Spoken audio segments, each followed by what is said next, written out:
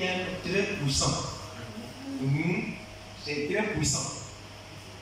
Parce que c'est la base, disons, vous savez que nous disons bien que la famille est la base de la société, n'est-ce pas? Ou bien la famille est la base de la nation. C'est pas ça? Merci beaucoup. Même à l'église aussi, la famille est le socle ou le fondement de l'église. Parce que nous savons que ce que nous vivons ici, au temple, quitte où? À la maison. Et ça vient nous trouver ici. Donc il y a des moments, même si nous quittons nos maisons pour venir ici, si tu t'es fâché déjà à la maison, ça va se sentir ici. Ça va se savoir ici. C'est pourquoi souvent nos frères et sœurs de loin, souvent c'est eux qui souffrent. Pourquoi? Parce qu'il faut réanimer la flamme pour que vraiment ça passe. C'est pas ça mon frère. Vous chantez, vous criez, mais les gens sont lourds. Parfois c'est quitter à la maison. Vous ne savez pas. Ce n'est pas esprit d'assoupissement. Ce n'est pas une odeur. Mais c'est quitter à la maison là-bas. Et puis ça vient ici. Et vous êtes là-dedans. Oh, acclamez le Seigneur. Acclamez. Louez. Dansez. Vous ne dansez pas. Alors là, c'est quitter à la maison. Il y a quoi? En fait, où on va partir, il y a quoi? Vous fatiguez nos frères comme ça, et soeurs, et nous écrivons, on transpire. Mais les gens sont là. Mais puis on va partir, il y a quoi? Ça, c'est quitter à la maison. Et puis ça vient ici. Voilà. Donc nous aussi, on va déguerrer ça au nom de Jésus. On va enlever ça au nom de Jésus.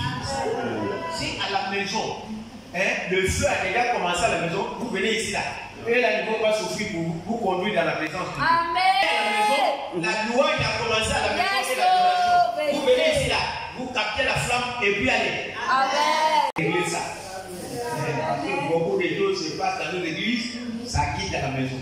Amen. Et si la maison là c'est bien propre, alors ici à l'église aussi ça va aller. Par la grâce de Dieu. Amen. Donc notre thème, nous le savons, le choix du conjoint. Comment choisir son conjoint? Et nous avons demandé par la grâce de Dieu aux responsables, aux organisateurs, merci beaucoup au président, parce que je sais que c'est ton domaine, c'est ta structure voilà, qui organise ça, que le Seigneur vous bénisse. Pour tous les facteurs que vous portez, pour que le peuple de Dieu soit formé. Parce que si le peuple est formé, nous aurons moins de problèmes à régler à l'église. Alléluia. Si les gens sont formés, nous aurons moins de problèmes. Même dans nos couples, nos foyers, il y aura moins de problèmes à régler. Alléluia. Et je vous dis vraiment, je vous dis le chapeau et je vous dis merci d'avoir choisi ce bon moment pour que nous puissions partager ce qui concerne la vie conjugale. C'est très important, n'est-ce pas? Ce n'est pas un thème à prendre à la légère. Et surtout, je n'aime pas qu'on prenne les choses importantes à la légère. Parce qu'on vient à l'église, vous entendez même les chants. Donc c'est le mariage des versions. Ramassez. Vous ne connaissez pas ce que vous chantez derrière. Donc c'est les versions, ramassez. On n'est rien dans le foyer, c'est pourquoi tu parles comme ça. Toi, tu vas venir ramasser l'onction du mariage. Vous connaissez ça? Vous ne connaissez pas ce qui est déjà là, c'est pourquoi tu dis. On va prendre les choses sérieuses à la légère. Ce n'est pas normal. Donc, je demandais à ce que ce séminaire sera répété. Il y aura 2 séminaires par la grâce de Dieu. C'est-à-dire que le premier séminaire que nous commençons le 3 jours, mardi aujourd'hui, vendredi, si Dieu le permet, et dimanche, nous allons traiter sur comment entrer dans le foyer. Comment entrer dans le foyer. Amen. Nous allons voir par la grâce de Dieu cette première partie, les 3 jours, comment entrer dans le foyer. N'est-ce pas? Bon, donc, deuxième séminaire, si Dieu le permet, avec l'autorisation des pasteurs et des conseils, nous reviendrons pour prendre la deuxième partie qui est maintenant comment vivre dans les foyers là-bas.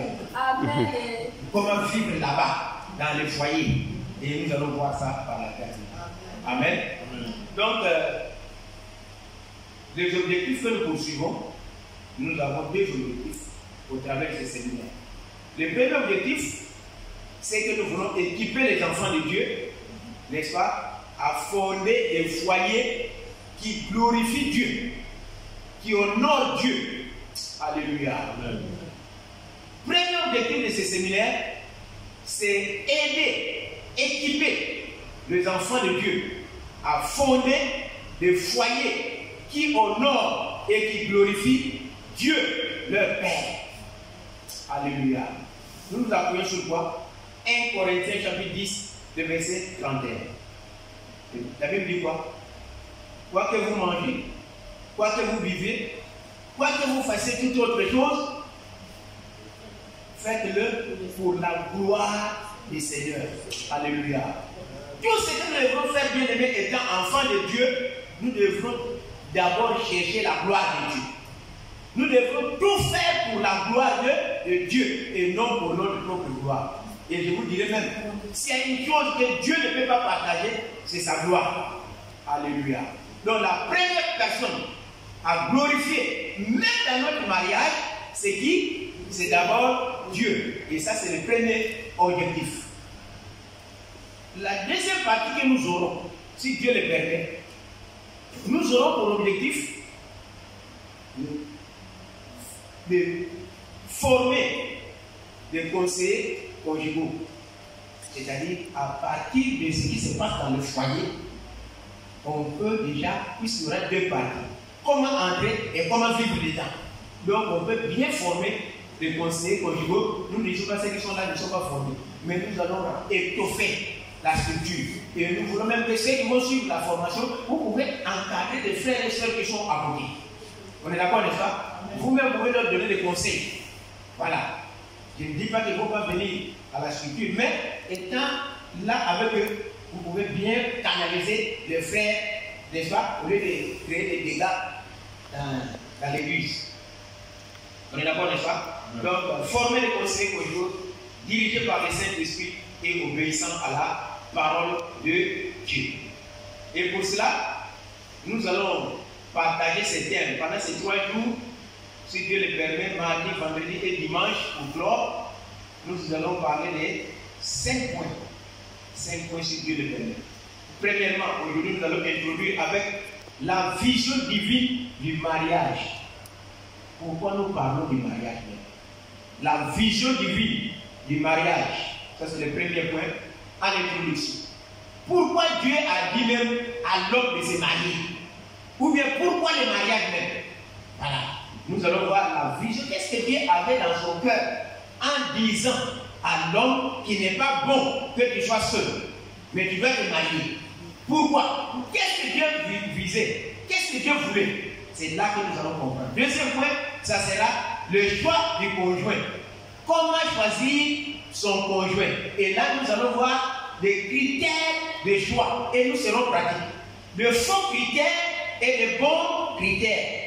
Parce qu'il y a aussi des faux critères que les gens se donnent et c'est ça qui conduit à un faux mariage, à un faux foyer. Parce que le choix que tu as fait, le critère que tu as mis, ça ne tient pas debout. On est d'accord? Et ensuite, nous allons voir, pour fonder le foyer là, qui glorifie Dieu, quels critères mettre en place devant pour que ton mariage puisse réussir. Vous savez bien aimé, le mariage c'est comme quelqu'un qui construit une maison. C'est toi qui mets les plans. On est d'accord, n'est-ce pas?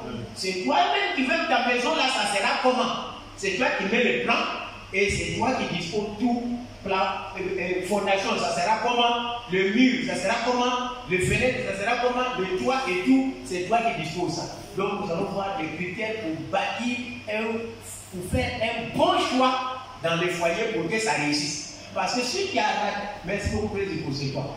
Regardez, même si vous donnez conseil, si tu as raté le choix, hein, tu as raté tout. Ça, je dois vous dire ça.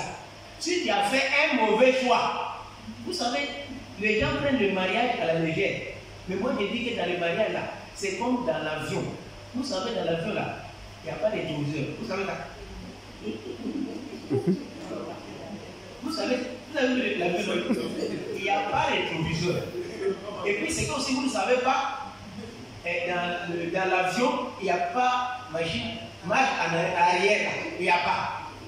Allez-y à l'aéroport, vous allez voir, si ça garé comme ça, pour que ça retourne comme ça, là, il y a une voiture qui va venir pousser ça, pour changer de direction. Sinon, lui-même ne peut pas changer de direction. Il n'y a pas arrière. Tu verrais, allez-y à l'aéroport, vous ne verrez jamais un avion qui fait aller seul, comme ça. Merci beaucoup. Et puis de toi, vous ne verrez pas une église où on rassemble les gens et puis on est en train de célébrer la séparation, les divorces. Il n'y a pas. On mange gâteau pour vous unir, mais il n'y a pas de gâteau pour la séparation. Qui a vu ça déjà? Qui on donne des invitations qui vont venir. Il y a cérémonie de divorce dans notre église. Et puis les gens sont contents. Ils viennent et puis il n'y a pas. Vous êtes d'accord, non? Pour toutes ces raisons, c'est qu'il faut bien préparer pour aller des Badougou. Il faut bien préparer pour des Badougou, pas arrière. Donc nous verrons le choix du conjoint. Troisièmement, nous allons parler de période de fiançailles. Avant d'aller, n'est-ce pas, au mariage, il y a une période qu'on appelle fiançailles. Parce que ça là aussi, les gens cafouillent ça aussi. Nous allons voir comment vivre une bonne période de fiançailles. Ensuite, nous verrons quatrième point, les différentes étapes du mariage. Les différentes étapes. C'est-à-dire par où on commence et par où on s'en va terminer. Parce qu'il y a d'autres personnes qui commencent par 10 pour revenir 9, 8, 7, 6, 5, 4, 3, 2, 1, 0. Mais normalement, il faut aller par comment? 1, 2, 3, 4, 5 et puis tu montes jusqu'à 10. Mais à l'église, là, il y a des gens qui commencent à 10 pour descendre. On va casser ça pendant ce séminaire au nom de Jésus. Ça sera les différentes étapes du mariage. Si Dieu le permet, jusqu'à dimanche, nous allons parler de l'alliance du mariage, la cérémonie même. Parce que là aussi, il y a des choses aussi, il y a trop de négligence dans l'alliance. Les gens ne comprennent pas ce que c'est alliance du mariage. C'est-à-dire les paroles que nous prononçons le jour du mariage. Les gens aussi jouent avec à l'église. Je vois souvent, veux-tu prendre pour le vrai? Oui, oui, oui, oui. Les gens jouent avec. C'est parce qu'ils ne comprennent pas. Ils ne comprennent pas. C'est pourquoi moi je dis qu'il faut filmer les choses comme ça. Les jours où ça va chauffer dans les jours là. Hein? On va mettre ça.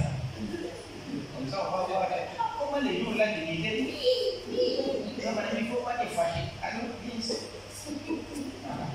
Amen.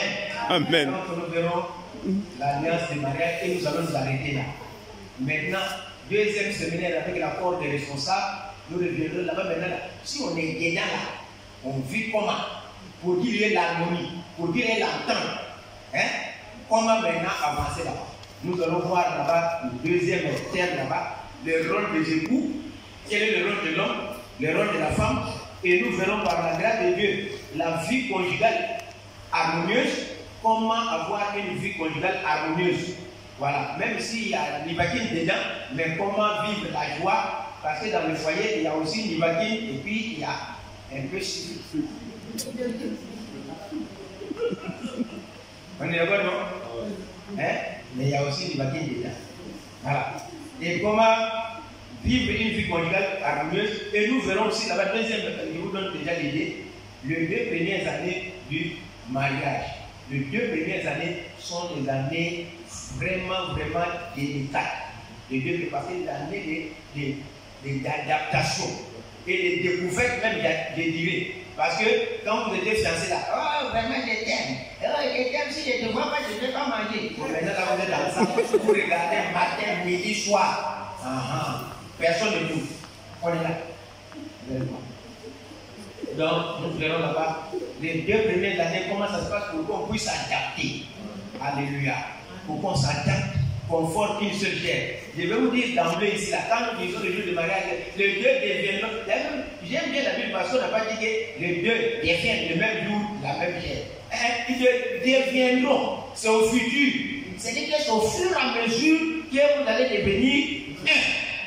On est d'accord, n'est-ce pas? Donc, on va voir les 2 premières années. Et ensuite, les enfants dans le mariage. N'est-ce pas? Comment gérer l'éducation des enfants?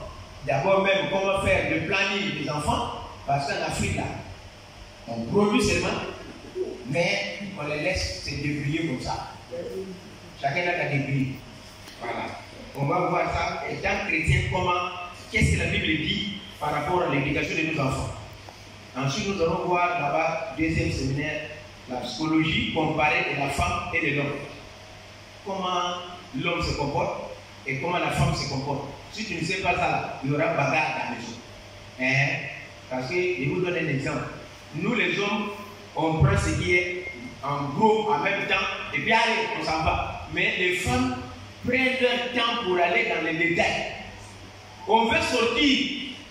Mais tu vas voir que nous là, on prend déjà la clé, on va déjà dans la voiture, on veut démarrer même pour partir. Mais maman t'attend encore. Là, je ne sais pas pourquoi tu vas fermer les fenêtres. Va aller regarder la cuisine sur gazée. C'est fermé. Bon, nous, on est déjà dans la voiture, la plus. Il y a quoi? Fermé. Amen. Mais il faut comprendre comment agit la femme et comment agit aussi l'homme. Pour qu'il n'y ait pas de bataille, parce que souvent c'est ça qui crée problème. Si on ne se comprend pas, on ne se connaît pas, il y aura problème. Mais si tu connais, tu sais que bon, moi je sais comment j'ai fait d'habitude pour que je me fasse pas de mon maman. Tu vois, il faut commencer déjà à préparer tous les détails là avant de partir. Comment déjà pour toi? Donc, oui, c'est toi, ça prend du temps là. On commence, et puis moi je rappelle là-bas que les gars, on va quitter. Vous savez, avant de venir ici là, on quitte à 16h. Oui, puisqu'il faut éviter la modèle d'aller plus banco, si vous ne savez pas. On quitte là-bas par 16h pour venir ici. Voilà. Et puis vous tirez les gens comme ça, comme ça. Il y a quelle heure même? On a dit même quelle heure? Nous on a quitté là-bas 16h pour venir ici. Et puis vous êtes ici à Yobunga, il y a même d'autres qui ne sont même pas partis au travail. Mais bien, à des événements. C'est parce qu'ils ont dit même séminaire là, ça commence à quelle heure? À quelle heure?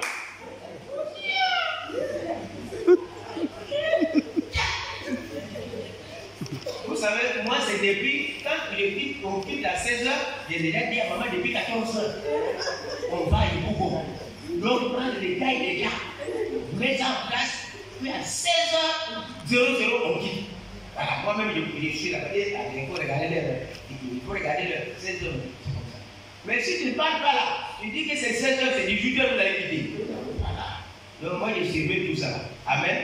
Et ensuite nous allons voir les autres thèmes là-bas. Amen. Ceci, la vie des familles harmonieuses dépend de la place qui a été donnée à Dieu dans le foyer. N'est-ce pas? Pour réussir son mariage, pour réussir la vie familiale harmonieuse, je suis en train de parler des préalables. Qu'est-ce qu'il faut mettre d'abord en place? Nous sommes en train de dire que la vie des familles harmonieuses dépend de la place qui a été donnée à Dieu dans ce foyer-là. Quelle place nous donnons à Dieu? Est-ce que Dieu est en première position? Ou bien Dieu est à dernière position? Cela dépend de la place qu'occupe notre Dieu dans notre cœur et dans notre foyer. C'est ça qui va déterminer la réussite. Dites Amen avec moi. Tout foyer solide et harmonieux a pris sa source dans le Seigneur et l'a mis en premier. La différence qu'on constate en comparant le couple qui mène une vie individuelle vient de la place donnée à Dieu dans sa vie. Nous nous appuyons sur Somme 127, le verset 1. Somme 127, le verset 1.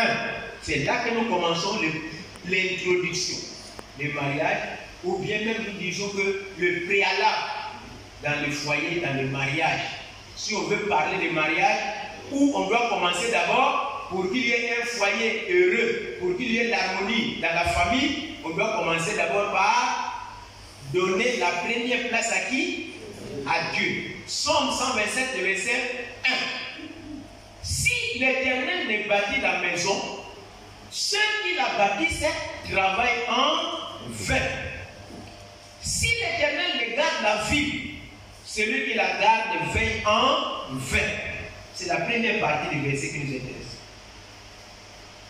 Si l'Éternel ne bâtit la maison, ceux qui la bâtissent travaillent en vain. Qui doit bâtir la maison? Qui doit bâtir notre foyer?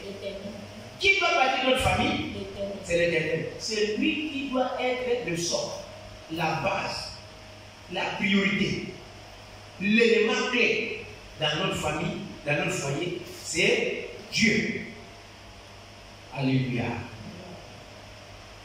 Il y a une chose importante à savoir. On ne se marie pas pour être heureux.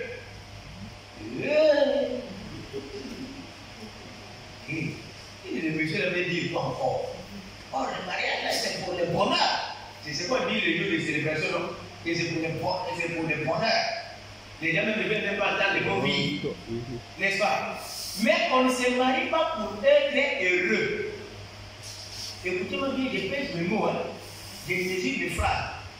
Mais on se marie pour rendre l'autre heureux. Voilà la différence. Parce qu'il y a beaucoup de personnes qui vont dire, ah non, moi je vais me marier pour être heureux. Je vais me marier pour être heureux. Tu as échoué déjà. Si tu commences ton mariage comme ça, tu as déjà échoué. Mais on ne se marie pas pour soi, mais on se marie pour l'autre. On ne cherche pas ses intérêts personnels, mais on cherche le Philippiens 4. Philippiens 2, le verset 4. Au lieu de compter sur nos propres intérêts, nous devons compter sur les intérêts des autres. Philippiens 2, le verset 4.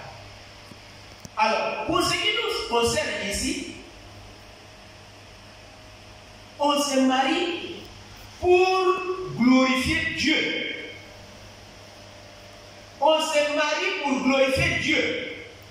Je l'ai déjà dit au début, 1 Corinthiens chapitre 10, le verset 31. Je reprends ce passage. Quoi que vous mangez, quoi que vous buvez, quoi que nous fassions toutes autres choses, nous devons le faire pour la gloire de Dieu. Même si nous voulons nous marier, mais la première personne qui doit être glorifiée dans le mariage, c'est qui? C'est Dieu. Ce n'est même pas moi d'abord. Ce n'est même pas madame. Ce n'est même pas moi-même, mais c'est Dieu. Nous deux, nous devons chercher à ce que Dieu soit honoré dans notre foyer. À ce que Dieu soit glorifié dans notre foyer. Mais aujourd'hui, qu'est-ce que vous voyez? Même à l'église, souvent les jeunes ont le problème même de choisir le modèle de foyer de mariage dans l'église. Parfois même, ceux qui sont mariés découragent même les jeunes à se marier. Parce qu'ils ne voient même pas la joie dans le foyer de ceux qui sont mariés. Les jeunes même sont découragés. Si c'est ça seulement le mariage, c'est bon comme ça. Je préfère laisser comme les disciples. Quand Jésus leur a parlé de divorce, ils ont posé des questions de divorce à Jésus, leur a dit que non, il n'y a pas de divorce. Il dit, si c'est comme ça, donc c'est pas la peine de se marier. Vous voyez? Bien aimé, la première personne que nous devons chercher à honorer, à glorifier, c'est qui? C'est Dieu. Ce n'est pas d'abord même nous-mêmes. 1 Corinthiens 10, verset 31. Le couple doit être donc un modèle et la vie de couple un témoignage. Ça, nous sommes en train de faire d'abord le préalable avant d'aller dans les choix. Parce que le problème, ce n'est pas les choix d'abord. On doit comprendre ce que Dieu veut du mariage. Ouais.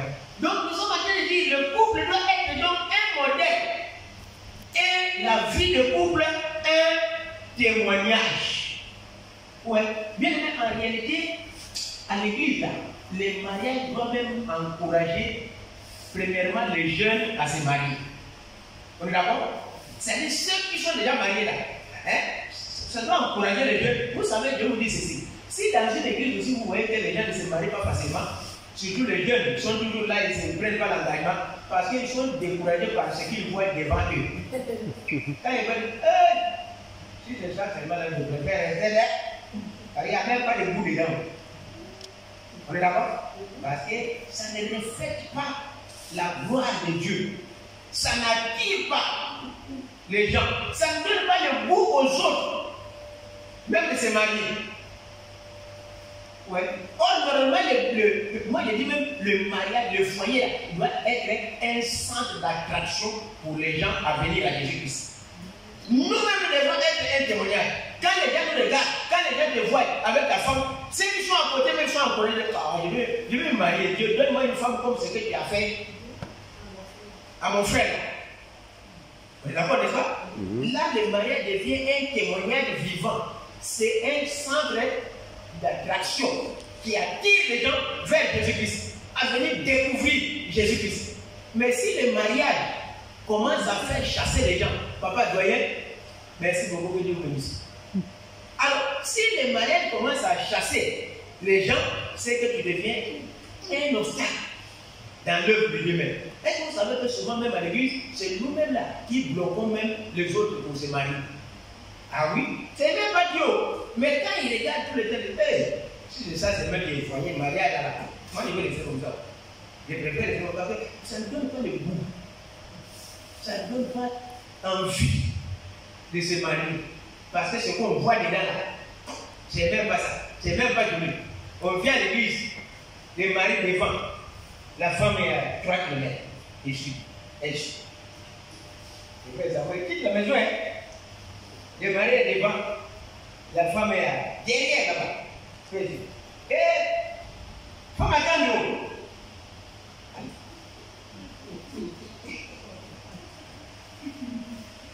Mais le Dieu de mariage dit non, il reste attaché, collé à toi. Maintenant, dans la pratique, le mari est devant, la femme est derrière. Chacun se débrouille pour partir.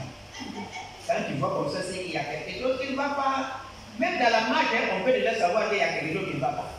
Même dans la manière où vous marchez, on peut savoir que ça ne va pas à la maison. Ça ne va pas. Amen. Merci beaucoup.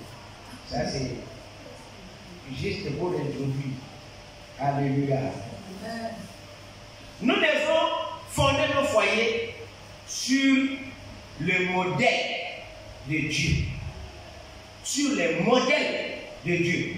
Vous savez bien aimé, pour que Moïse construise le tabernacle, signal GPS perdu. Il n'a pas construit le tabernacle selon son modèle à lui.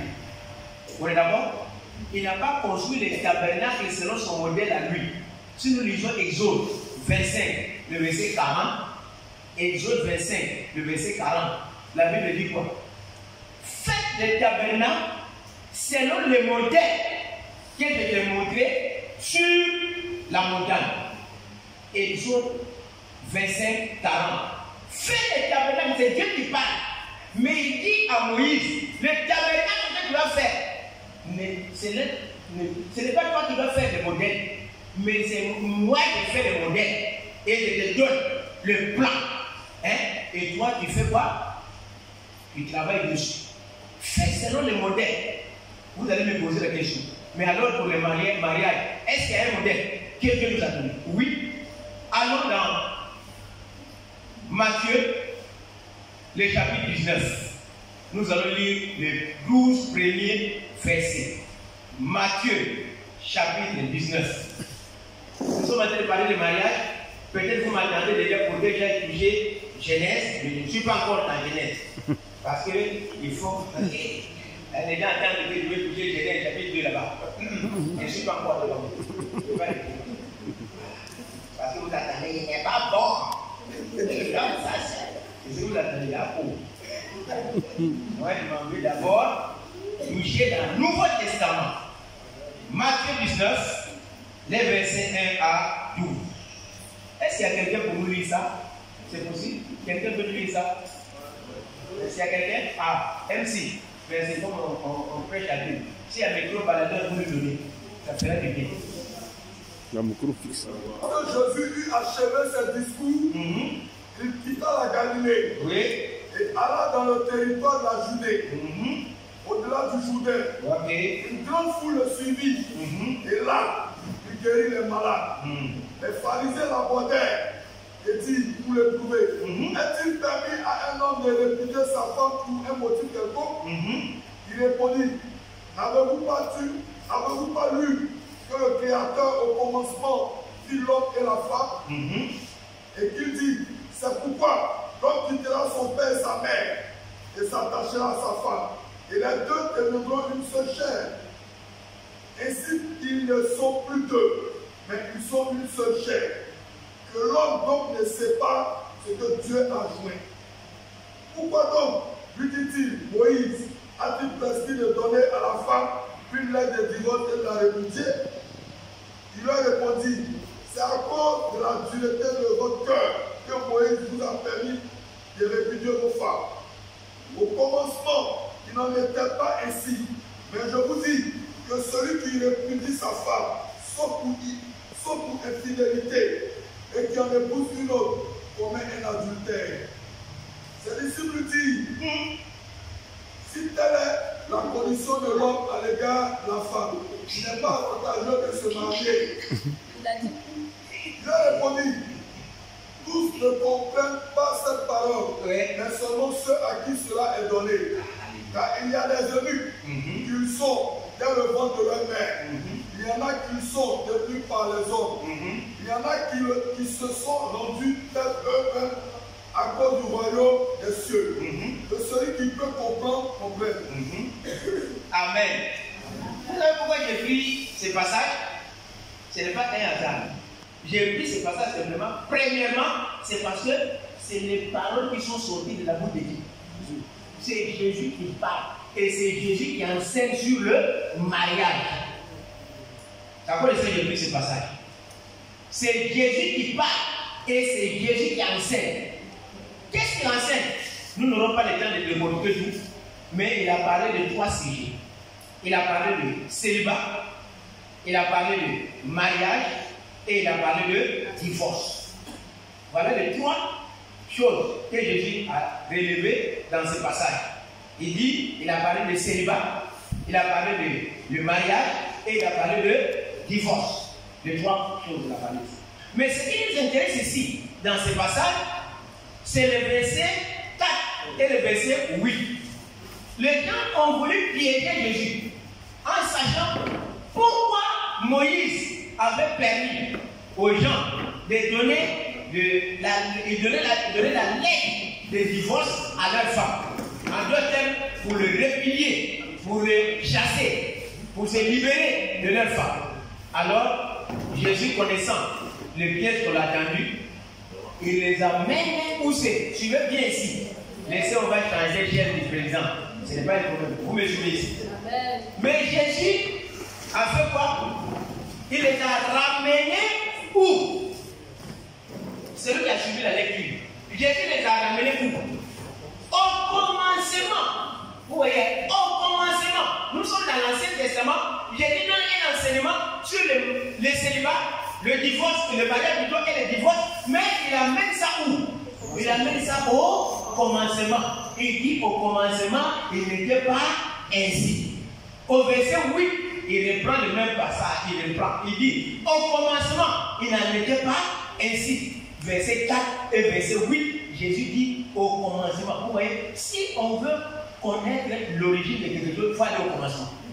On est d'accord, n'est-ce pas? Si on veut connaître le sens, la signification, l'origine de quelque chose, il faut aller où?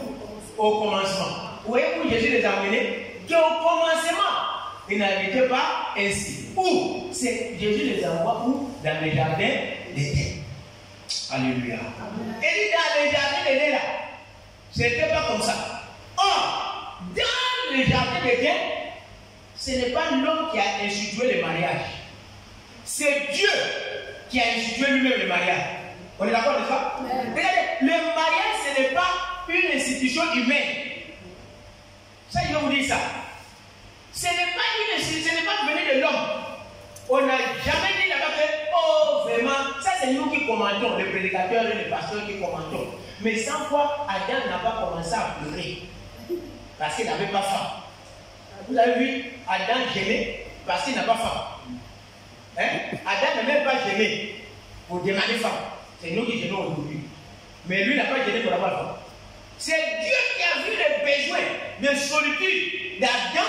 C'est pourquoi il a dit, il n'est pas bon que tu sois seul. Amen. C'est pas Adam qui est parti de pardon.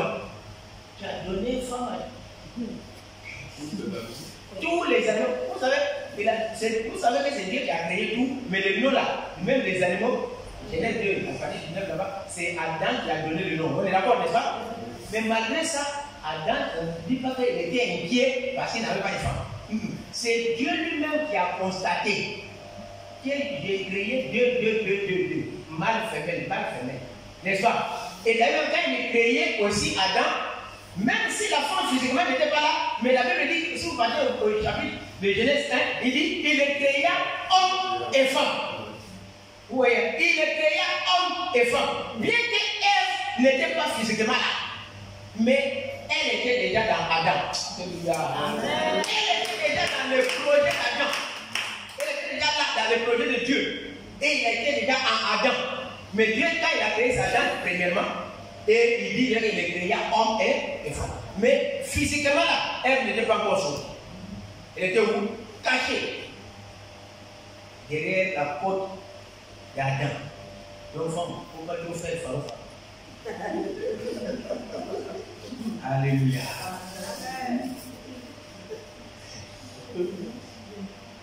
Vous nous avez mis au monde, mais vous existez aussi à cause de nous. Grâce à nous. Si on n'avait pas enlevé quoi, toi, vous ne laisserez pas là.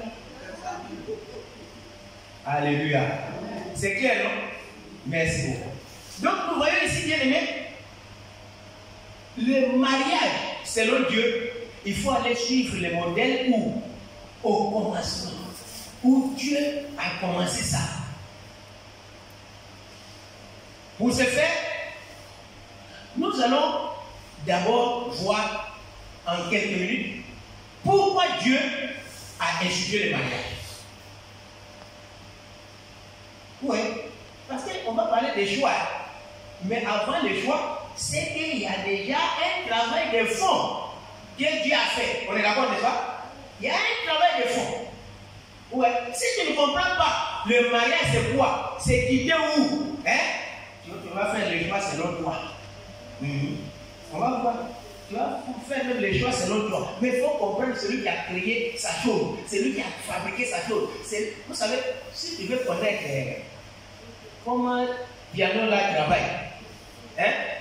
Il faut. Vous savez que piano là, quand on paye, ça vient avec une notice. Ce qu'on appelle le catalogue. Amen. Qui montre comment même tu vas t'installer et quel rôle joue chaque élément du piano. Alléluia. Même micro que j'ai ici là, ça vient dans son paquet avec la notice, le catalogue, pour bien expliquer comment ça fonctionne. Ça veut dire quoi? Si tu veux utiliser quelque chose à bon escient, il faut aller chercher le catalogue de son fabricant. Dieu t'amène avec moi. Amen. Si nous voulons parler de mariage, il faut aller chercher le catalogue de son fabricant. En expliquant le mariage, lui il voulait quoi? Qu'est-ce qui était dans sa tête? Et voilà le catalogue de Dieu. Amen. Alléluia. Amen. Voilà le catalogue de Dieu. Si tu veux faire quelque chose, il faut aller chercher la notice, le modèle ici. Alléluia. Il faut chercher le modèle dans la Bible. Pourquoi Dieu a institué le mariage? Souvent nous entendons ça le jour du mariage. Vous allez dire, ah, mais qu'est-ce qu'il va encore ajouter aujourd'hui même? Parce que tous les jours du mariage, ils vont dire, ah non, le mariage c'est une institution divine. C'est vrai. Mais allons doucement. Pourquoi Dieu a institué d'abord? Parce que si on comprend comme ça, là, même dans les choix, ça va jouer. On est d'accord, n'est-ce pas? Parce que si on comprend ce que lui-même veut là, nous aussi on va choisir le vrai modèle qui correspond, n'est-ce pas, à la palette de ce que le fabricant a créé. On se comprend, non? Voilà.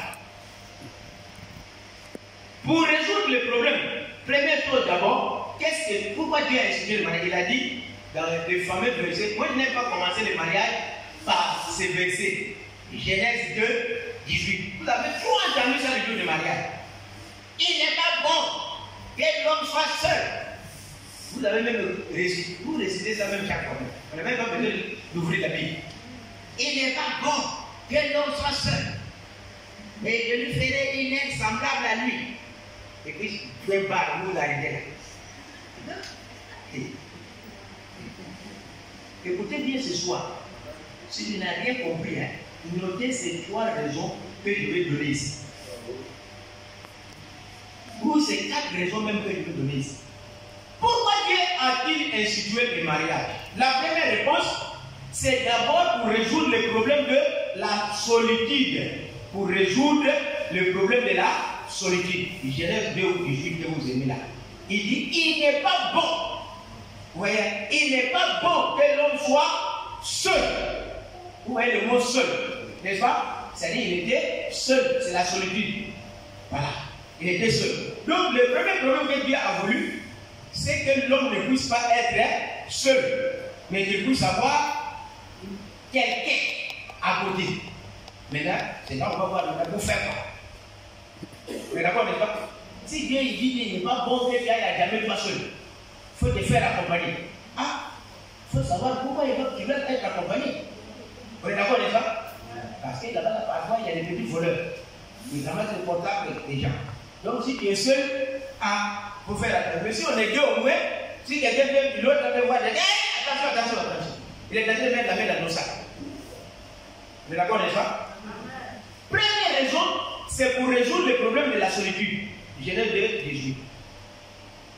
Parce que l'homme était seul.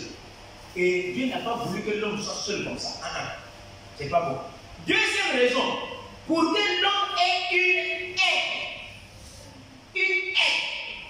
Oui. Dieu dit, je lui ferai une aide. Notez bien ce mot aide. Dans la version originale, proche de l'hébreu ou du grec, le mot aide ici, dans Genèse 2, 18, signifie partenaire. Le mot aide, tu veux bien, c'est partenaire. Parce que nous, on s'est limité, c'est notre Dieu dit, je lui ferai une aide. Semblable avec une aide. Mais avant de démarrer, tu poses même la question, frère, je viendrai t'aider en quoi? Quand on veut aider quelqu'un, on veut savoir ce qu'il est en train de faire. Oui. Et on veut aider quelqu'un, on sait, non? Il dit, je lui ferai une aide. Le mot aide signifie partenaire. Et partenaire, ça signifie quoi? C'est un associé. Et c'est un associé. C'est-à-dire, c'est quelqu'un avec qui on travaille ensemble pour atteindre un but, pour atteindre un objectif bien précis. Voilà ce que signifie partenaire. Quand nous faisons des organisations de nos cérémonies, souvent on dit c'est notre RTI, notre partenaire. Ça signifie quoi? C'est-à-dire que tu as dit que partenaire, c'est que RTI est d'accord avec notre programme. Et RTI est notre partenaire dans le sens que RTI va nous accompagner. C'est-à-dire quoi? Il y a une part que lui va faire, mais il y a aussi une autre part que nous devons faire. C'est-à-dire que nous devons jouer chacun sa part pour que nous travaillions ensemble pour atteindre l'objectif qui est de quoi? De sensibiliser la population ou de mobiliser la population à venir à cet événement. Tout à l'heure, j'ai vu là-bas, il y a concert. Souvent, quand nous organisons des concerts, nous prenons des partenaires pour nous soutenir. Pour que dans quel but? Nous pouvons utiliser le média, la radio, la télévision pour pouvoir communiquer, afin de sensibiliser les gens et de les inviter à venir au programme. Ou même ici à l'église, il y a des annonces qui passent. Mais si vous voyez annonces passer, ça montre que le conseil est d'accord. Dites Amen. Si vous voyez annonce passer, ça montre que l'annonce a été traitée au conseil. Et le conseil est d'accord avec ce qui est dit. Si l'annonce n'est pas passée au conseil, ça ne vient pas ici pour publier ça. C'est pourquoi dans une église, il faut éviter les annonces qui viennent, et le même dimanche là, on répète, il ne faut pas dire ça. Il faut dire ça. Les dimanches, vous venez avec les petits papiers à celui qui donne l'annonce. Il faut dire ça. Il n'a pas lu ça avant. Il ne connaît même pas de quoi il s'agit. Et puis, avec lui aussi. Bon, les mamans, on n'a pas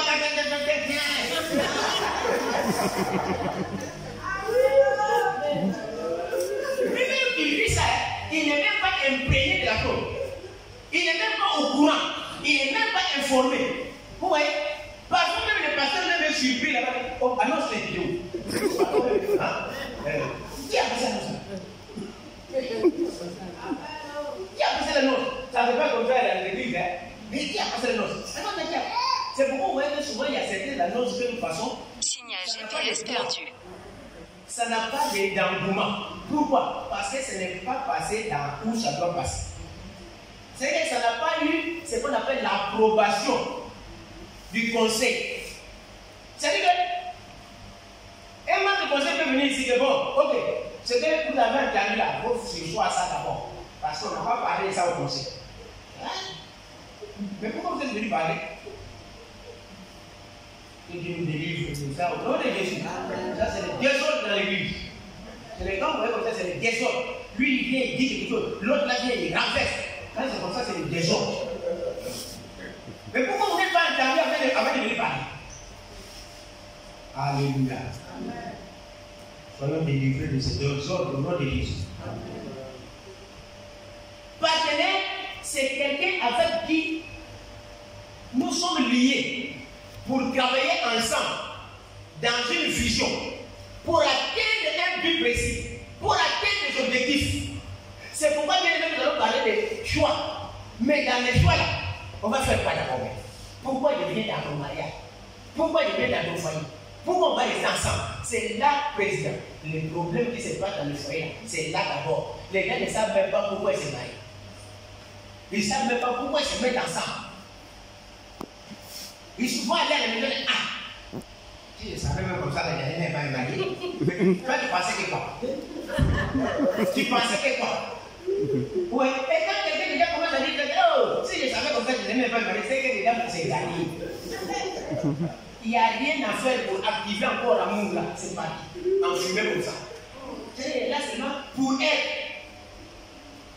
J'ai demandé à un frère, à Bogodi, qui est venu me voir. Ah, pasteur, vraiment, il faut m'aider. Parce que je veux me marier. Je ne suis pas allé loin. J'ai posé seulement des questions bien. J'ai dit, pourquoi tu veux te marier? Signal GPS perdu. Le frère, dans son sérieux, il dit, je veux me marier parce que j'ai eu un travail. Et vraiment, comme je travaille, je n'ai pas le temps à la maison pour préparer, pour faire mon lit à la maison, même pour préparer une maison avant de sortir. Vraiment, je n'arrive pas. Pasteur, vraiment, il faut m'aider. Prie avec moi pour que Dieu m'aide, je veux me marier. J'ai dit, mon ami, ça là, ce n'est pas femme que tu as besoin d'une servante. C'est servante que tu as besoin, c'est pas femme. C'est pas femme. Parce que le besoin que tu présentes là, ce n'est pas besoin d'une femme. Tu as besoin de qui? Des servantes. Qui va venir faire comme ça? Oh, regardez, quelqu'un qui s'est marié, hein, il vient se marier parce que comme il a gagné, regarde, c'est que le travail pour lui, c'est très important même que la femme ait dans le plan.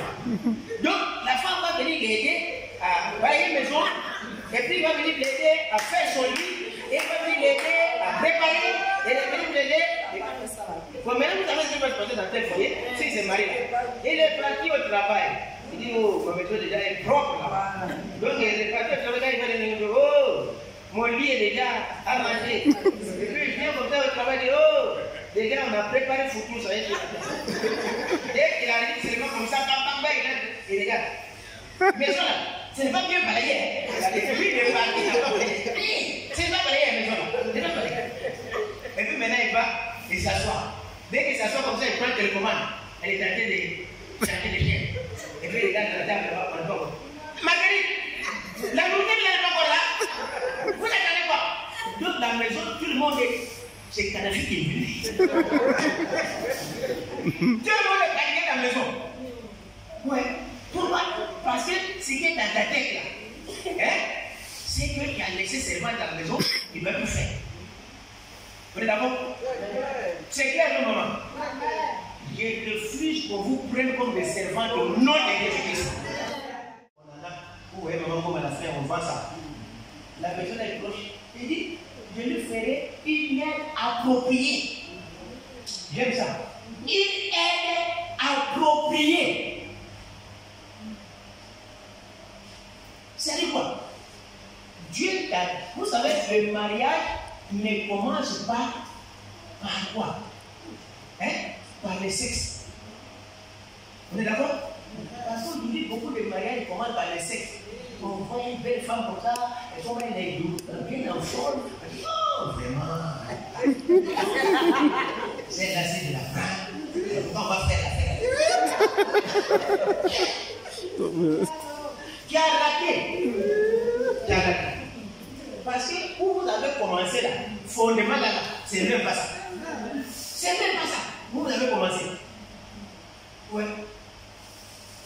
Il dit, je lui ferai une aide, une partenaire. Dans le maison, il dit, compagne, c'est ça non? Une compagne. Une amie. Vous ne n'aimez pas trop ça. Vous êtes d'accord avec ça? Une compagne, c'est quelqu'un avec qui on va travailler ensemble. Mais si c'est une aide, c'est-à-dire que la première question que je dois poser à l'homme qui vient vers moi, je parle aux femmes, hein? Les femmes, écoutez-moi. Donc la première question que je dois poser à un homme qui vient vers moi pour me prendre en mariage, vraiment soeur, je t'aime. Si je ne te vois pas, je ne peux pas manger, c'est bon. Mais quand il faut me dire, pourquoi tu veux me baiser? Pourquoi? Tu veux me baiser? Regardez, ici Dieu dit que je lui ferai une aide. Regardez, le mariage n'a pas commencé dans Genèse 2,18. Ça n'a pas commencé dans Genèse 2,18. Qu'on a l'habitude, je ne dis pas que c'est faux, mais qu'on a l'habitude de prêcher chaque mariage. Écoutez, le mariage a commencé à partir du verset 15. Allons-y. Genèse 2,15. Genèse 2,15. Aujourd'hui, on est en train d'introduire seulement. Depuis vendredi, Dieu voulant, on va voir les critères des choix. Mais pour l'heure, on doit savoir même le mariage là-même c'est quoi. Et pourquoi Dieu a institué le mariage. Si on comprend ça là, on va faire un bon choix. On ne peut pas faire un bon choix si on ne comprend pas le modèle de Dieu. Pourquoi Dieu a institué le mariage? Écoutez bien Genèse chapitre 2, le verset 15. Voilà où le mariage a commencé. 2,15 dit quoi? MC. Aide-moi. Écoutez bien où le mariage a commencé. L'Éternel Dieu prit l'homme et le plaça dans le jardin d'Éden. Suivez bien la logique.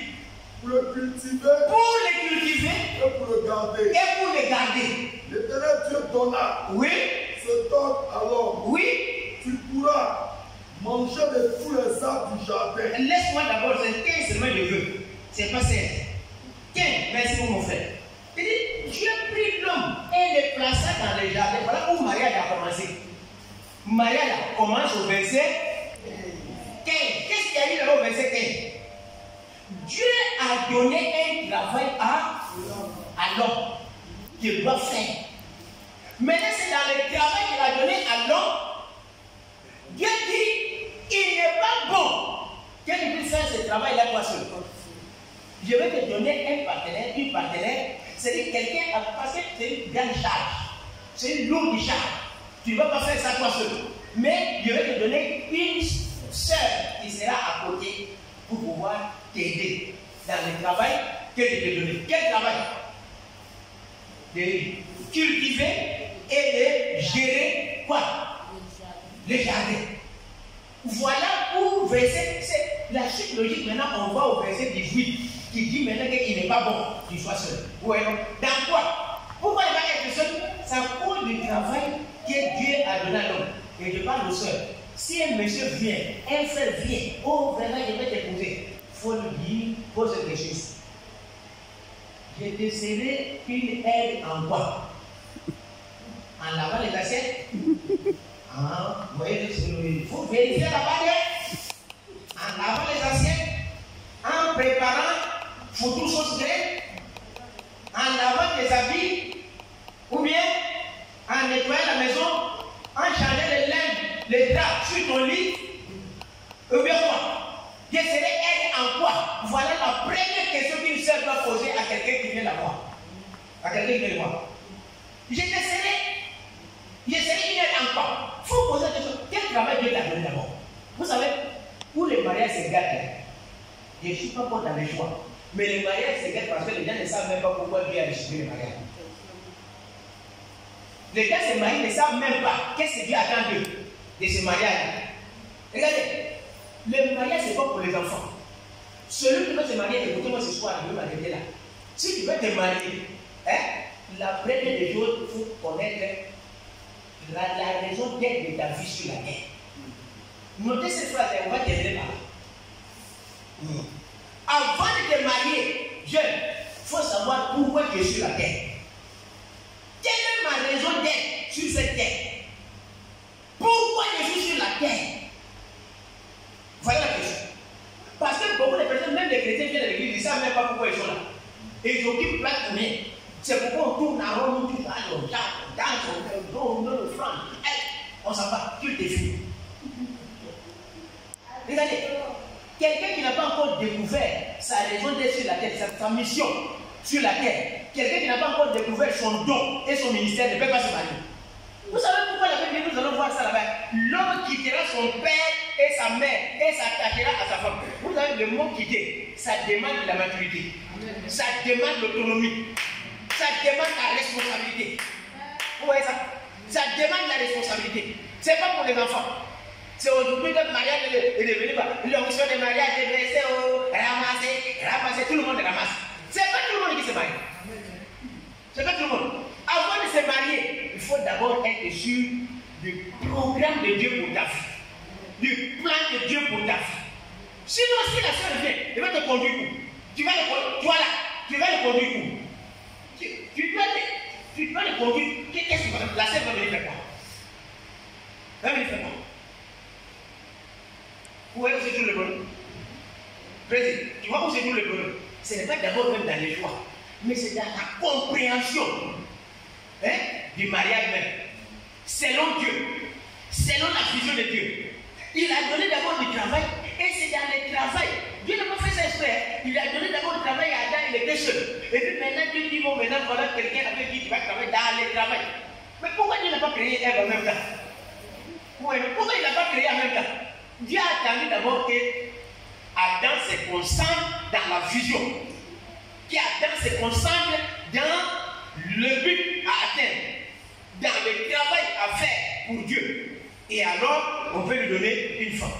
Un mari qui te prend, qui ne connaît même pas où on va. Vous allez partir où? D'un foyer. Vous allez tourner en rond. C'est pourquoi nous voyons des foyers qui tournent en rond sans donner gloire à Dieu. Sans objectif, sans vision, sans but. On s'est marié seulement pour marier. Et puis au ciel, comme en Afrique, on est fertile. Allez, enfant, premier, deuxième, troisième, quatrième. J'ai vu un monsieur qui a négocié comme ça. Bon, lui là, on a mis son secret. Et puis on a mis ses frères là. J'ai combattu le bon combat. J'ai achevé ma mission. Et la couronne de vie matin aussi. J'ai demandé, le monsieur a fait quoi? J'ai demandé au monsieur là qui a bougé là, il a fait quoi? Monsieur l'a dit. J'ai vu ces enfants qui sont venus comme ça, la tête tous.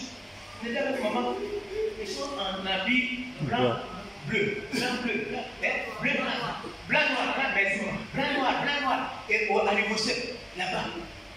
J'ai dit, mais ça là, c'est la couronne ou bien quoi? Vous connaissez la famille. J'ai dit, c'est la couronne ou bien c'est quoi? Maman dit que c'est pas couronne, c'est ses enfants. Il dit que c'est ses enfants. Et puis, ce qui m'a étonné, c'est que dans le noir blanc là, il y a des enfants qui sont en main. En main. Je dis pas que ça n'est pas couronne. Parce que si c'est couronne là, les enfants n'ont pas chanté comment. J'ai fait des requêtes. J'ai poussé les requêtes. J'ai demandé, le monsieur là, tous ces là sont des enfants. C'est combien ils sont? Écoutez-moi bien, soyons sérieux. 52 enfants. Ça, c'est la première réponse. J'ai posé des questions. Alors, au funérailles, le monsieur, écoutez-moi, il va bien faire les requêtes sur lui.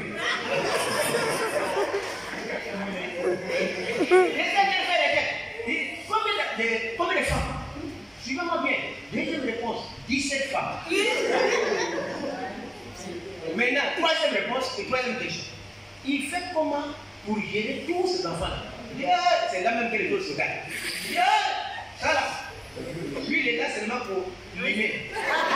Sinon, chaque maman qui prend ton enfant, il part. Si tu as réussi, si l'enfant a réussi, ne pose pas. Si tu n'as pas réussi aussi, lui n'est pas dedans là. Et puis c'est dans ça là, le faire part au mec, j'ai combattu les combats.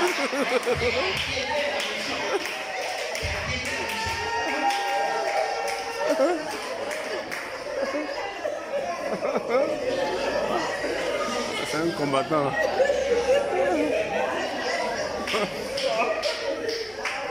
Permettez-moi, je ne suis pas là pour le juger. Mais les versets qu'on a mis, ça ne correspondait pas au monsieur. Parce que quand Paul disait, j'ai combattu le bon combat, j'ai gardé la foi, j'ai achevé ma mission. On est d'accord avec ça? J'ai achevé ma mission sur la terre. Paul avait une mission sur la terre pour la gloire de notre Dieu. On est d'accord, n'est-ce pas? Il a achevé la mission. Et puis on ajoute la couronne de vie. Vous savez qu'il y a plusieurs couronnes dans la Bible. Il y a plus de 7 couronnes. Mais on dit couronne de vie. C'est réservé à ceux qui évangélisent. Parce que Paul disait, même vous connaissez que vous êtes en gloire. C'est couronne de gloire. Ouais, non? C'est réservé à ceux qui évangélisent. J'ai dit, donc c'est sa manière d'évangéliser comme ça. 52 âmes. 52 âmes à l'église. Que Dieu nous délivre. Nom de Jésus-Christ. Amen. Amen. Ouais. L'idée que tu as du mariage va déterminer les actions que tu vas poser dans ton vie. Ouais. L'idée que tu as du mariage d'abord, ça va déterminer ce que tu vas faire avec le fou. Ouais. Regardez, ma femme qui est là, elle est là, c'est pourquoi elle a amené comme ça. On bouge nous deux. On voyage nous deux. On va en mission nous deux. Partout où je vais l'arriver avec elle. Pourquoi? Parce que lorsque j'ai compris ma mission, j'ai demandé à Dieu, Seigneur, donne-moi une femme qui va m'accompagner dans le ministère. Mais ne me donne pas une femme qui ne peut pas me remplacer dans le ministère. Ça, c'était ma prière avant de me marier, je ne le connaissais pas. Mais aujourd'hui, je suis fier d'elle, pas parce qu'elle est là, parce que où je suis là, je dis que bon, pendant que je finis ici, il faut monter pour contrôler là. Elle va comprendre. Peut-être que vous ne le connaissez pas encore dans beauté et message. Elle est bonne, plus que moi. Et à la fois, je l'envoie même dans l'église de 1500 membres. Je l'envoie pour pratiquer beauté. Et je suis tranquille à la maison. C'est ce qu'il va le faire. Alléluia. Amen. Et ce qui est dans ta tête sur le mariage, tu dois choisir femme. Comment tu vas considérer le mariage? Ouais.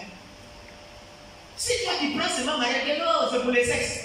Vous serez là, c'est chaque année vous allez compter des enfants. Chaque année vous allez compter seulement des enfants. Vous êtes là pour les sexes. Vous êtes là, si je suis sorti avec maman comme ça, là, on rentre dans la maison. Je n'ai pas besoin de me fatiguer. Qu'est-ce qu'on va marier? Pourquoi? Parce qu'elle aussi même pour mais nous deux on est partis avec vous. Ou bien on est partis avec vous. Mais qu'est-ce qu'on fait? On rentre comme ça, nous deux en route. Et maman, qu'est-ce qu'on va aller manger avec nous? Elle dit, ah, il y a sauce là, on peut aller manger. Mais le jour où il n'y a pas aussi, on dit, bon, on va passer ici pour payer à Kéké, et puis œuf, c'est ce qu'on va aller manger à la maison. Il n'y a pas de problème, quand même, je l'accompagne, on s'en va où on va à Kéké là. On prend Kéké, on prend poisson, on s'en va à la maison, on mange, on est tranquille, on est calme. Personne ne va demander, pourquoi tu n'as pas préparé chose graine? Mais nous deux, on est partis ensemble. À quel moment il y a Alléluia. Amen. Vous voyez, affaire de manger là, c'est réglé pour moi. Préparez-vous, pas préparez-vous, c'est pas mon affaire. Si je dis œuf avec la Kéké, j'ai mangé. Mais si on a compris le plan de Dieu, la volonté de Dieu, ça me suffit. Pour terminer, Dieu a institué le mariage, c'est pour la communion. C'est pour la communion. Vous voyez, c'est que Dieu a résolu ici, c'est la solitude, n'est-ce pas? Parce que l'homme était seul. Donc il devrait lui donner quelqu'un pour briser la solitude. Briser la solitude en quoi? En quoi faisant? C'est de lui donner quelqu'un avec qui communiquer. Vous voyez? Parce que Adam ne pouvait pas communiquer avec les gorilles. Il ne pouvait pas communiquer avec les singes. Il ne pouvait pas communiquer avec les poissons. Mais Dieu lui a donné une aide à côté pour communiquer. Écoutez-moi bien, la première raison, si vous savez pas pour laquelle Dieu a créé l'homme, c'est pour communiquer avec lui. Dites Amen avec moi. Amen. La première raison qui a poussé Dieu à créer l'homme, c'est pour que l'homme puisse avoir une intimité avec lui. Pour que l'homme le loue, que l'homme l'adore. C'est pourquoi si vous regardez dans la Bible, dans Genèse chapitre 3, et que Dieu descendait dans Genèse 2, chaque soir, n'est-ce pas, dans les jardins. Vous venez faire quoi? Vous venez parler avec elle. Adam et Ève, ils venaient communiquer avec eux dans les chaque soir. Maintenant, les jours où ils ont péché dans Genèse 3, qu'est-ce qui s'est passé? Ils ont quitté le lieu de rencontre avec Dieu. C'est pourquoi si vous lisez Genèse 3, le verset 9, qui a commencé à chercher l'autre? C'est Adam ou bien c'est Dieu? C'est Dieu. C'est Dieu. C'est pourquoi la Bible dit dans Genèse 3, 9, Adam, où es-tu? Où es-tu? Pourquoi? Parce que Adam n'était plus dans les cercles de communication où Dieu le trouvait pour venir parler avec lui, pour venir communiquer avec lui. Adam n'était plus là-bas. Avec sa femme, ils ont fui parce qu'ils ont péché. Ils ont désobéi à Dieu. Ouais, ils ont fui. Mais la première raison pour laquelle Dieu a créé l'homme, c'est de développer une communion avec lui. C'est de développer une intimité avec lui. Alléluia. C'est développer l'intimité avec lui.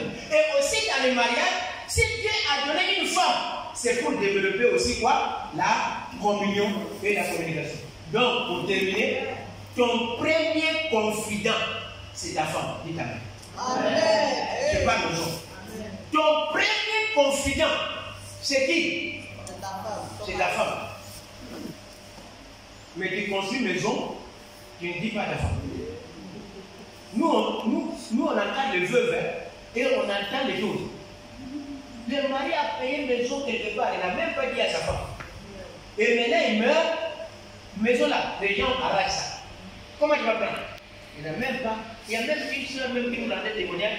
Son mari avait été associé à une entreprise. Et l'entreprise marchait bien. Le mari est décédé.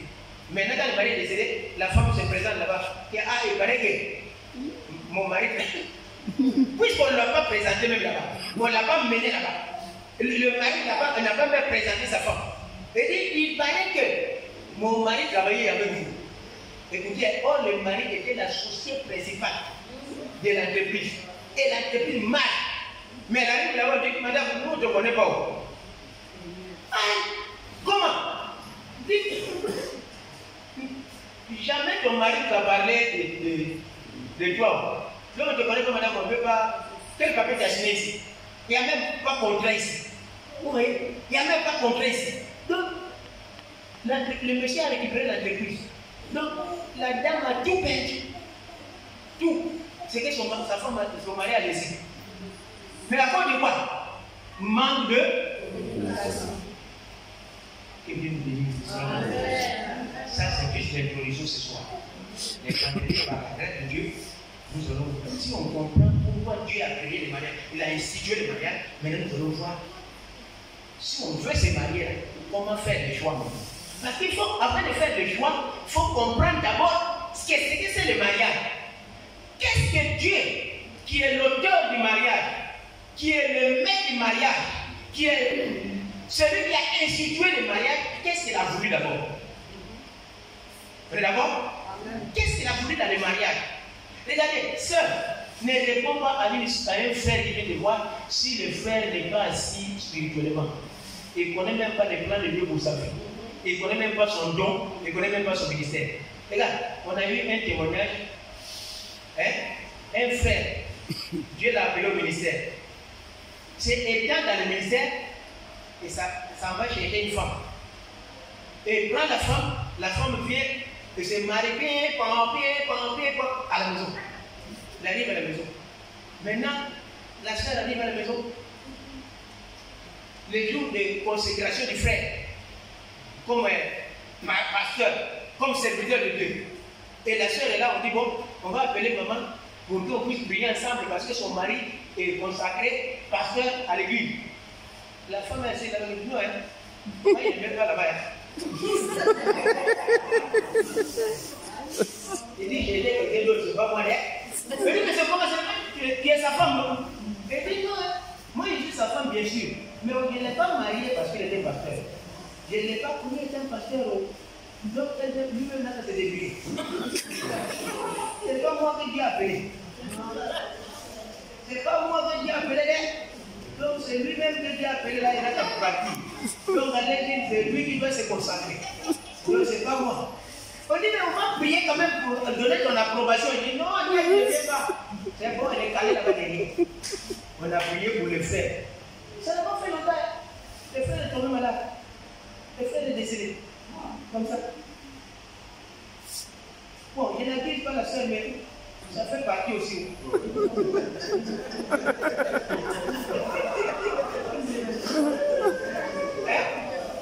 Je n'accuse pas la sœur, mais c'est une partie aussi qui est dedans. Oui, parce que toi tu es zélé parce que Dieu t'a appelé. Mais il faut que ta femme épouse ta vision. Il faut que ta femme comprenne ton ministère. Si ta femme ne comprend pas ton ministère, c'est elle qui va te combattre à la maison. Elle sera ton premier ennemi dans la maison. C'est pourquoi, même nous qui sommes des serviteurs, il faut bien faire le choix de ta femme. Il faut bien faire le choix. On va voir ça vendredi par la grâce de Dieu. Si tu as fait un faux choix, le premier ennemi que tu vas trouver à la maison là, c'est ta femme. C'est pourquoi beaucoup disent que non, la femme que j'ai épousée là, c'est Satan en personne.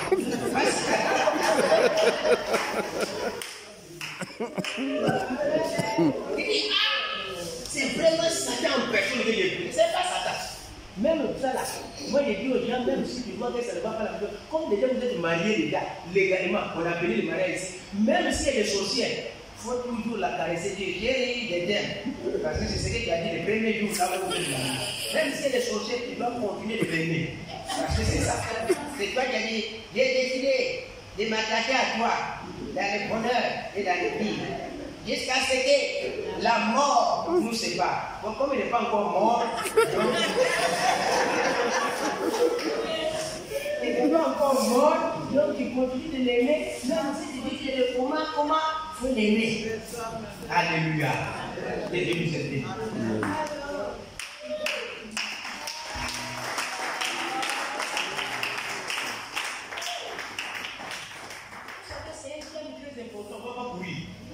C'est mieux de bien creuser pour bien comprendre ça.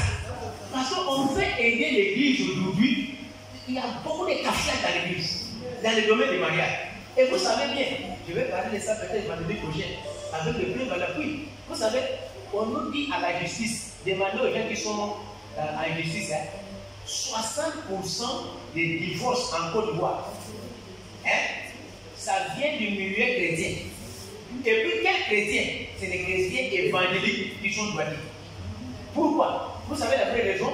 C'est parce qu'il n'y a pas de formation de base dans le domaine du mariage.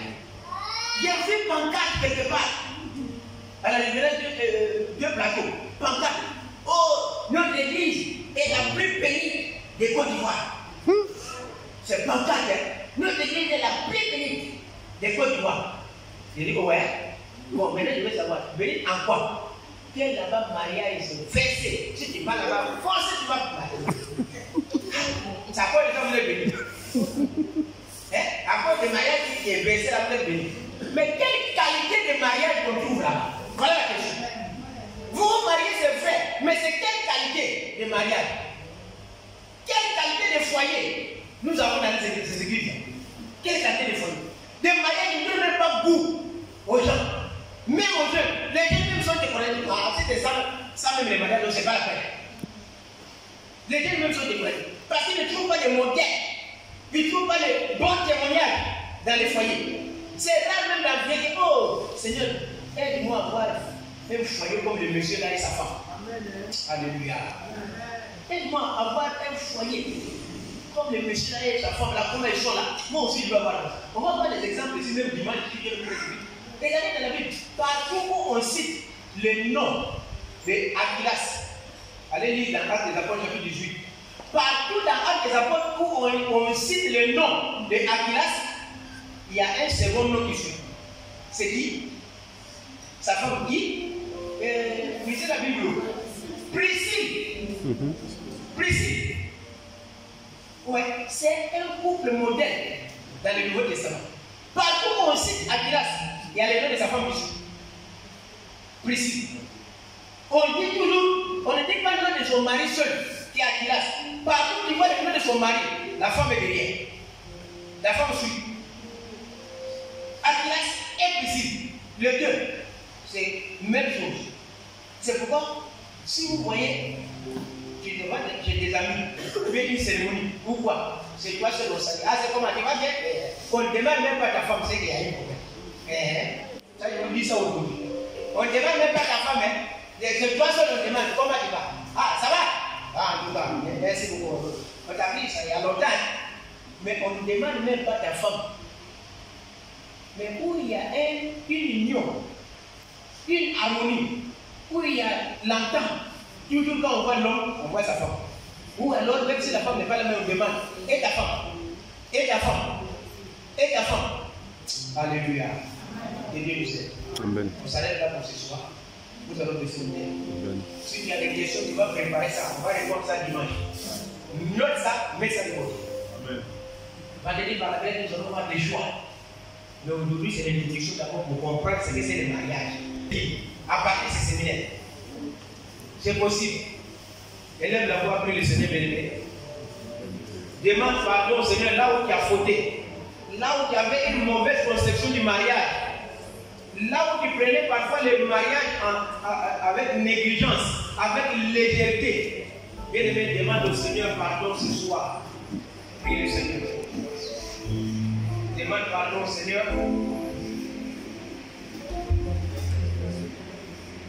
Parfois, tu t'es lancé aussi vite dans le mariage sans réfléchir. Et aujourd'hui, tu es en train de patauger dans les foyers. Il n'y a même plus le goût de continuer ensemble. Demande pardon à Dieu béni.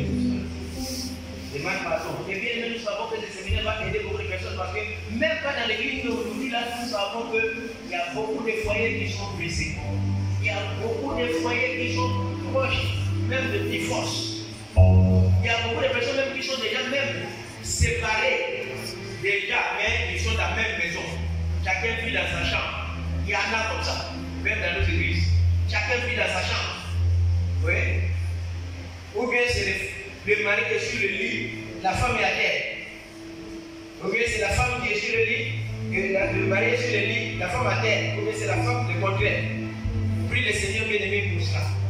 Présente ta vie à Dieu. Si tu n'es pas marié, présente-toi au Seigneur. Seigneur, aide-moi, prépare-moi à fonder un foyer qui t'honore, un foyer qui te glorifie, un foyer qui sera un témoignage, un foyer qui sera un centre d'attraction où les gens vont venir se donner à toi, où ils vont aimer d'être chrétiens et de se marier dans le Seigneur.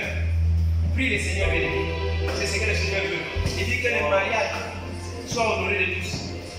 Et que nous puissions nous marier dans le Seigneur. Et bien, nous devons faire la différence entre le mariage du monde et le mariage dans le Seigneur. On doit voir cette différence. Bien aimé, c'est ça notre objectif. Il faut qu'il y ait la différence entre le mariage du monde et le mariage chrétien. Il doit y avoir une différence. Malachie 3:18 dit, vous verrez de nouveau la différence entre celui qui sert Dieu et celui qui ne le sert pas. Bien aimé, prie le Seigneur.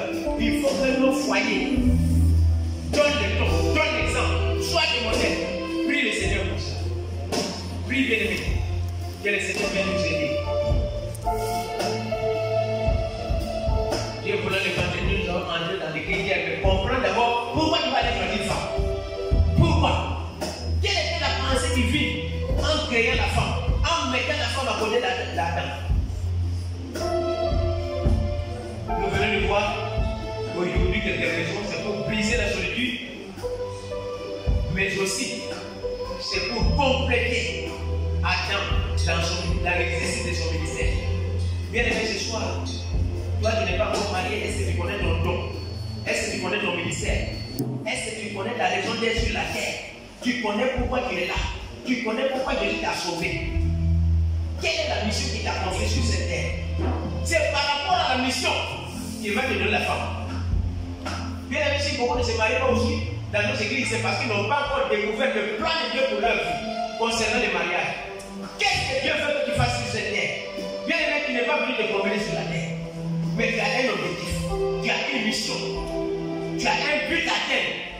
Personne n'est venu sur la terre ici pour se promener. Nous avons une destinée. Prie le Seigneur que Dieu te révèle. C'est pourquoi tu es dans le monde. Pourquoi tu es là? Tu n'es pas venu pour occuper une place pour rien. Tu n'occupes pas une place pour rien dans le monde.